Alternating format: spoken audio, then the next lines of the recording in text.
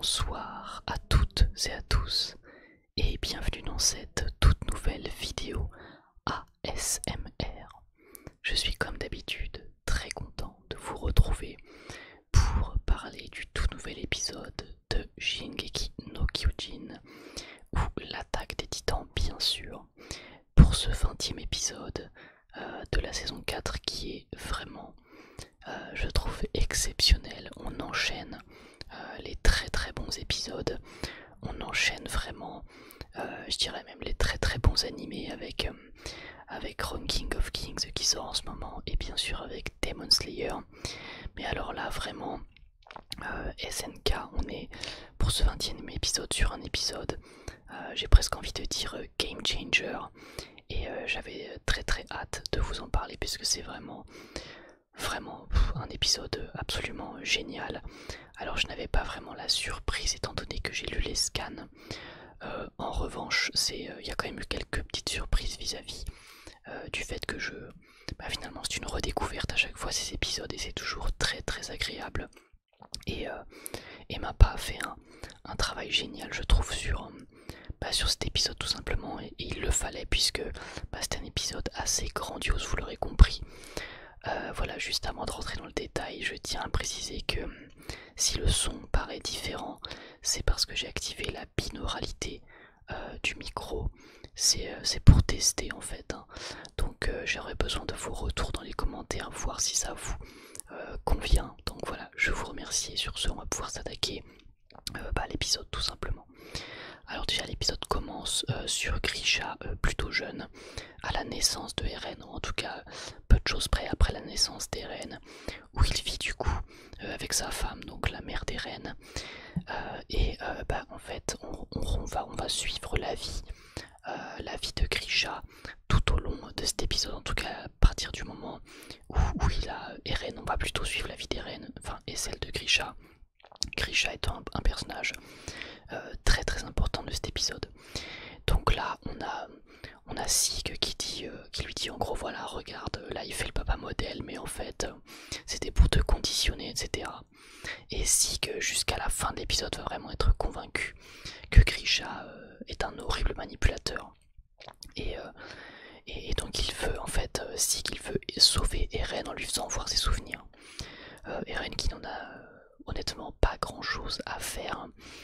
Eren qui est fixé puisqu'Eren connaît l'avenir, puisqu'Eren tout simplement possède le titan assaillant qui peut au final voir l'avenir grâce aux souvenirs des autres possesseurs de titans assaillants.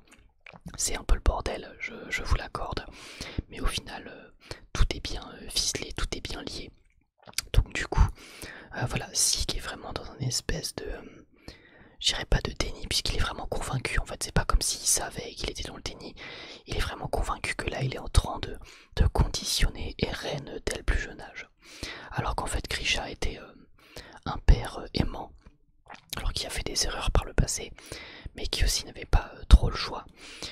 Mais en tout cas il agit en tant que père aimant avec Eren, ce qui va d'ailleurs surprendre Sig, hein. Au début dira finalement il aimait bien son fils. Après il va dire voilà regarde, il essaye de se rapprocher des hauts placés tout ça, et Eren n'en a strictement rien à faire, ce qu'on peut comprendre. D'ailleurs, petit aparté sur le design d'Eren, je le trouve tellement stylé, tellement beau depuis qu'il est dans l'axe. Il y a quelque chose qui a changé, sa tenue, ses cheveux, etc. Je sais pas, mais je trouve vraiment son chara design n'a jamais été aussi réussi que dans ces 2 derniers épisodes. Franchement, dans tout l'attaque des titans, je l'ai jamais vu aussi beau gosse. Franchement, bravo.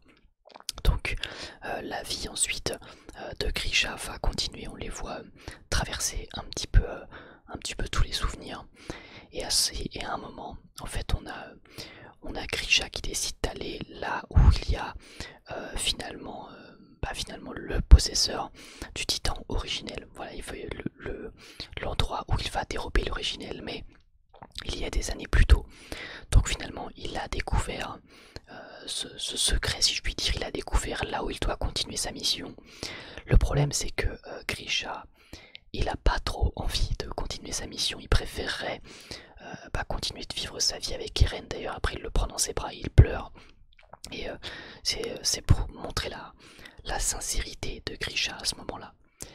Ensuite on va directement se retrouver tout simplement dans la cave. D'ailleurs on voit que Sig est vraiment presque dépité de voir que Grisha aimait vraiment Eren. Ça là, il se dit mais qu'est-ce qui s'est mal passé avec moi? Et donc Sig va en déduire que finalement, en fait Grisha il a appris de ses erreurs, il t'imagine ça. Sauf qu'on retrouve sur la table, dans le bureau de la cave de Grisha, on retrouve une photo de Sig et de Tina Fritz il me semble. On retrouve une photo. Donc ce qui veut dire qu'il n'a pas du tout oublié Sig, ni même Tina. Il s'en veut et tout simplement il les aimait, ça évidemment on le sait. Et après on a ce premier contact on va dire entre le passé et,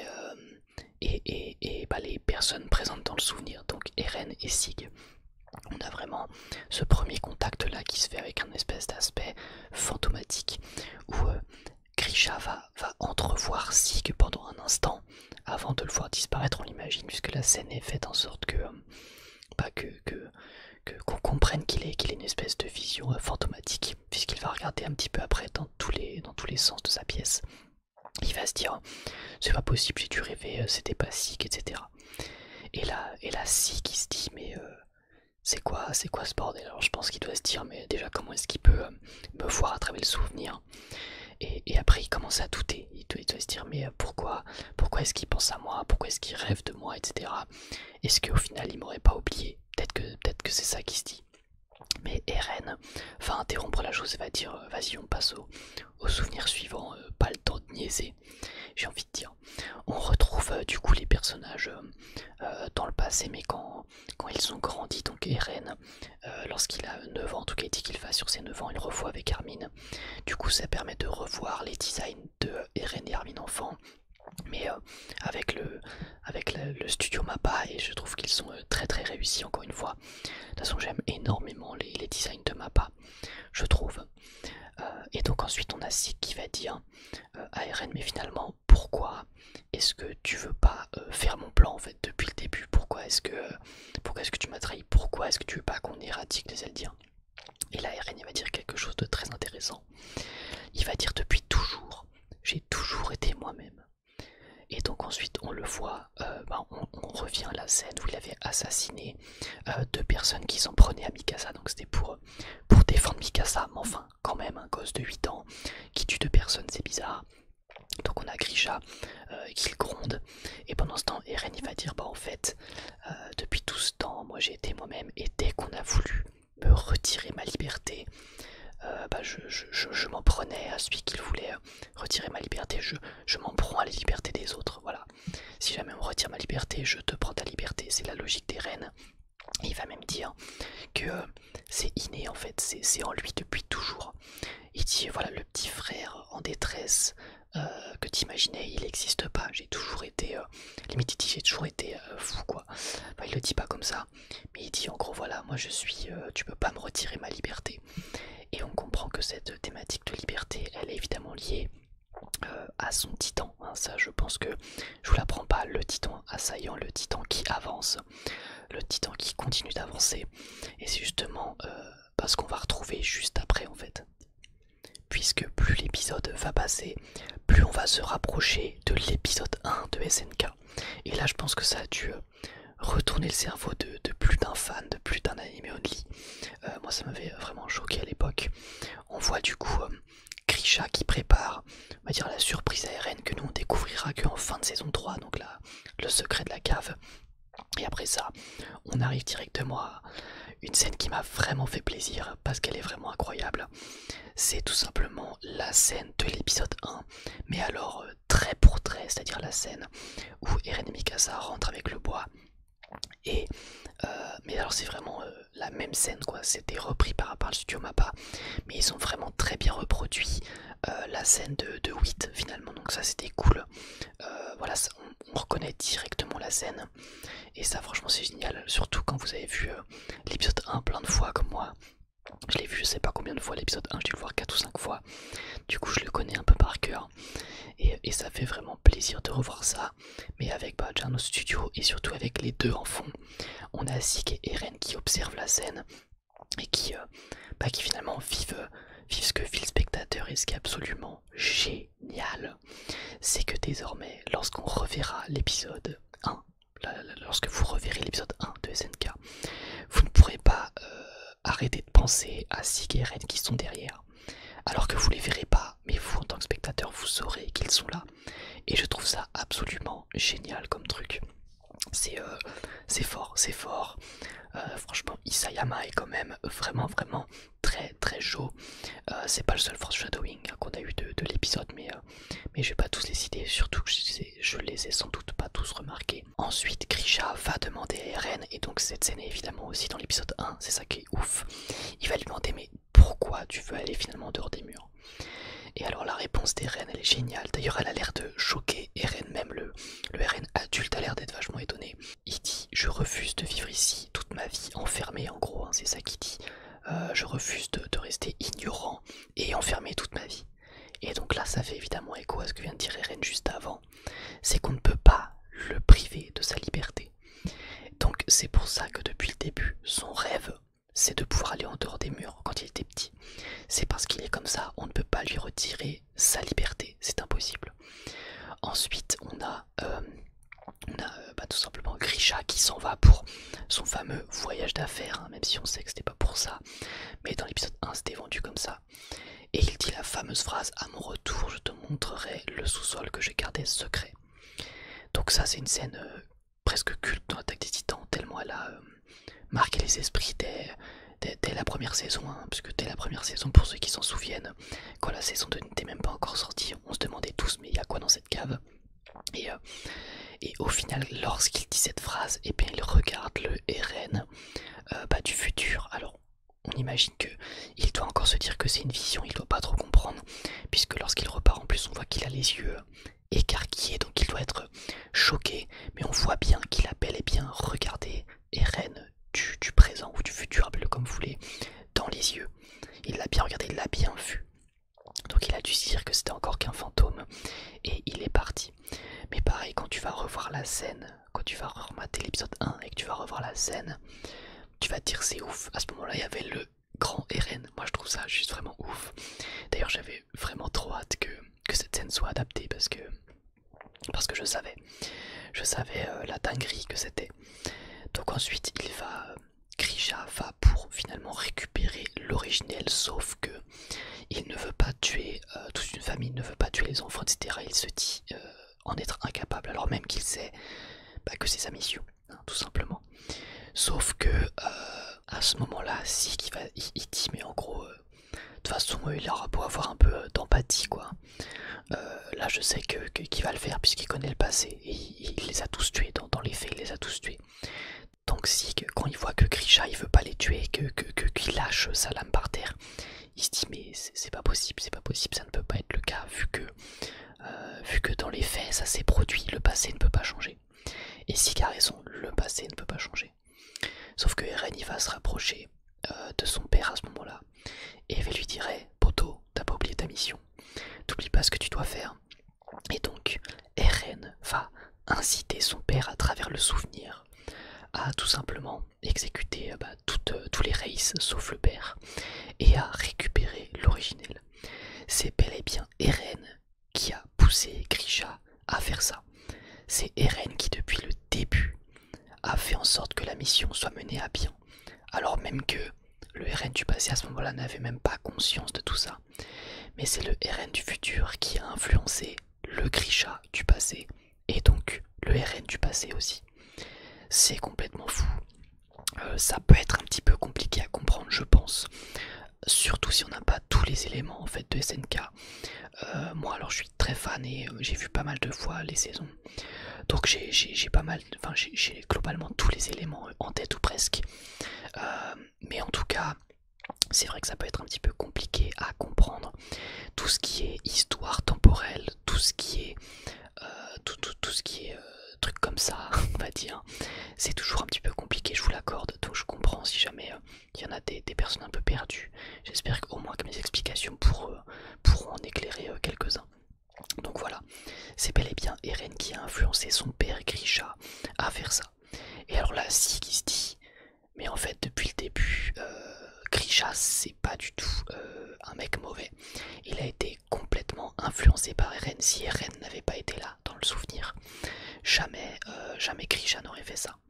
Ensuite Grisha s'en va de son titan et de cet endroit là. Et alors là la scène est vraiment ouf je trouve. Alors franchement le doubleur est très bon. Et même elle est très bien animée. On a un peu l'impression qu'il est ivre, mais limite ivre de tristesse en fait.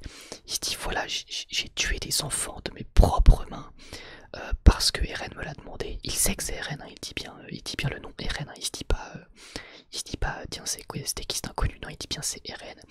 Il dit j'ai massacré tous les Races sauf le père, c'était ce que tu voulais.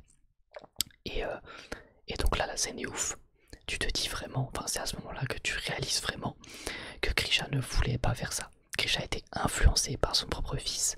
Et il dit après c'est vraiment ça qui permettra de sauver Eldia. Donc finalement Grisha a accompli sa mission alors même que au tout dernier moment il ne voulait plus vraiment le faire. D'ailleurs petit détail, à un moment juste avant en fait qu'on ressorte du bâtiment, on voit une vision où c'est Eren qui embrasse la main d'Historia. La scène est calée un petit peu comme ça, elle passe assez vite. Et c'est évidemment pour nous montrer que depuis le début, Eren y sait, vu qu'il a vu l'avenir depuis qu'il a touché la main d'Historia, qui est de sang royal, tout simplement. Depuis ce jour, tout a changé dans SNK pour lui en tout cas. Et donc là, Grisha, il est en pleurs et il se dit mais est-ce qu'il n'y avait pas une autre solution? Et là, il sent la présence de Sig. Il va lui dire Sig, est-ce que t'es là? Et Sig, il est choqué parce que Sig il réalise en fait que depuis le début, depuis le tout départ, le problème c'est pas Grisha. Le problème c'est vraiment pas Grisha. Puisque Grisha le retrouve, Grisha s'excuse, il fond en larmes, il dit qu'il l'aime. Et du coup, Sig il va comprendre, bah évidemment que c'est sincère puisqu'il a tout vu de ses propres yeux. Sig a vu que finalement Grisha était quelqu'un de très humain, c'était quelqu'un de très empathique. Il a vu que Grisha aimait vraiment être un médecin, etc. Il aimait vraiment aider les autres. Il voulait absolument pas tuer la famille Race, il ne le voulait pas malgré le fait que ça soit sa mission du titan assaillant. Il ne le voulait pas, malgré tout il ne le voulait pas. Et donc Sig va lui aussi fondre en larmes parce qu'il va comprendre. Sig va tout comprendre à ce moment-là. Et du coup, t'as Grisha qui dit « Je t'en prie, tu dois à tout prix arrêter Eren ». Et là c'est ouf parce qu'il vient de se faire influencer par Eren pour tuer tout le monde. Et finalement Grisha va comprendre que Eren est sur la mauvaise voie puisqu'il lui dit bien voilà, tu dois à tout prix arrêter Eren. D'ailleurs, on imagine qu'il lui dit ça aussi parce que Grisha a dû sans doute entrevoir un avenir, puisqu'en plus je crois qu'il en parle un petit peu avant, il parle de massacre, etc. Donc évidemment ça laisse penser que Grisha a pu entrevoir l'avenir et qu'il veut vraiment tout simplement que Eren soit stoppé. Ensuite on retourne dans l'axe, Eren a vraiment un air mais de démon, un air en fait d'antagoniste complètement. Là t'as vraiment la sensation qu'Eren est l'antagoniste. D'ailleurs, on ne va pas se mentir, même si vous aimez Eren, j'imagine, puisque bon, voilà, parce qu'il est stylé, parce que on le suit depuis le début. Là, je pense qu'on est tous obligés d'admettre que Eren est l'antagoniste. Alors ça fait depuis un moment qu'on peut se dire ça, évidemment. Mais alors là, c'est plus clair, je trouve. Je trouve qu'avant c'était plus sous-entendu. On pouvait se dire qu'il avait un autre objectif derrière la tête, ce qui est peut-être le cas d'ailleurs. Mais là, pour le coup, avec cet acte-là, vu comment on nous a présenté les personnages dans tout l'épisode et surtout à la fin, Eren est clairement devenu l'antagoniste. Et Sig est clairement le héros qui doit arrêter la menace. C'est vraiment comme ça que je l'ai vu. Donc voilà, je trouve que l'épisode s'arrête vraiment sur un cliffhanger puisque tu te dis mais j'ai absolument envie de voir la suite de ce qui va se passer dans l'axe, qu'est-ce qui va se passer. Et évidemment c'était un pur plaisir, un pur chef-d'œuvre cet épisode on peut le dire. Et moi vous le savez, certainement SNK est mon animé préféré et c'est exactement pour ce genre d'épisode que ça l'est. C'est-à-dire les épisodes qui te retournent le cerveau et les épisodes où après quand tu revois SNK tu te dis mais c'est plus la même œuvre, c'est plus la même chose. Et il y en a plein des trucs comme ça dans SNK, il y en a plein des game changers et je trouve ça absolument fou. Cet épisode était dingue, c'était une masterclass absolue. Encore meilleur que le dernier épisode je trouve, puisque là on était vraiment Alors dans les souvenirs, mais en même temps dans de la révélation de fou. Dans de la révélation de fou, et on n'est pas au bout de nos surprises. Au niveau des révélations, vous allez le voir dans le prochain épisode ou dans celui d'après. Il y a encore des révélations de fou. De toute façon, il y a des révélations jusqu'à la fin de l'œuvre. Hein.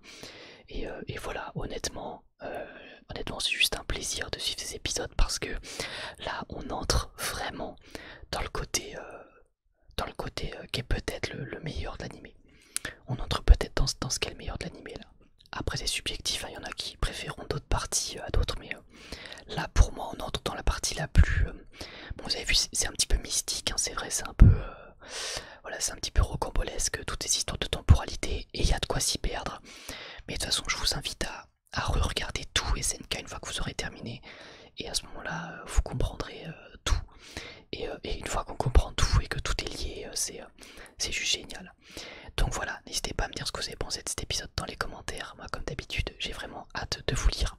J'espère également que vous aurez apprécié cette review. Si c'est le cas, eh bien n'hésitez pas à liker et à vous abonner, ça me fait très plaisir.